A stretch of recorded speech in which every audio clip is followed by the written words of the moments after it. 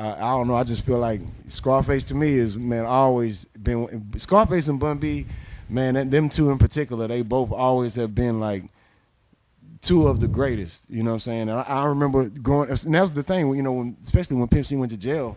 Growing up, you know, through my, you know, I don't know what year exactly he went to jail, but that's right when like I'm 2000, 2001. So that's right when I'm coming out of high school. We came out of 9/8, so I'm at U of H around this time, and he in jail. So that's the whole Free Pimp C movement that Bun B took, man. That, you know, it was that was a time when you would hear Bun B on everybody feature. Anybody come out, especially if they from the South, but even on the East Coast, like you might hear somebody from the East Coast, that was who they got.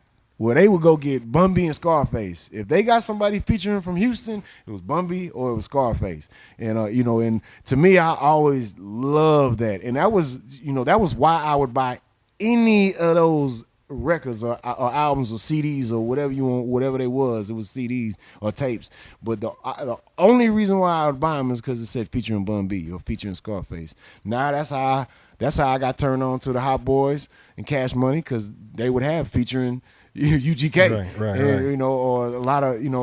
That's why I say in Louisiana, we kind of always piggybacked off each other. Well, you know, we love them, they love us, or whatever, and because a lot of our families come from there, and vice versa, and it just culturally is how it is. So it's man, it's been a lot of collaborating going on for a long time, even if it's just in the influence. You know what I'm saying? But man, that's what Bun B would used to kill it too every time. And I remember, man, Bun B used to always, like him killing it. Like he would stand out. Like his verses would just stand out, and it just would always make me be like, man, that's how I want to be. If somebody put me on a song, I wanted to be, man, who is that? Boy, he killed that, whether they knew me or not. Like I want to shine. And I remember, rapping, with other artists and being in the studio when someone's saying, writing a verse. I ain't gonna say who, but they writing a verse and they saying, I'm gonna say that for me. I'm gonna say that for me, because it's too hard. I ain't gonna get that to them. I'm gonna get them something else. I ain't gonna give them that. That's too hard. I'm gonna say that for my album. And I remember thinking like, shit, not me. I'm gonna go hard on everything. And if it ain't hard, I ain't gonna say it. And if I could come harder, I'm gonna go back and do a new one.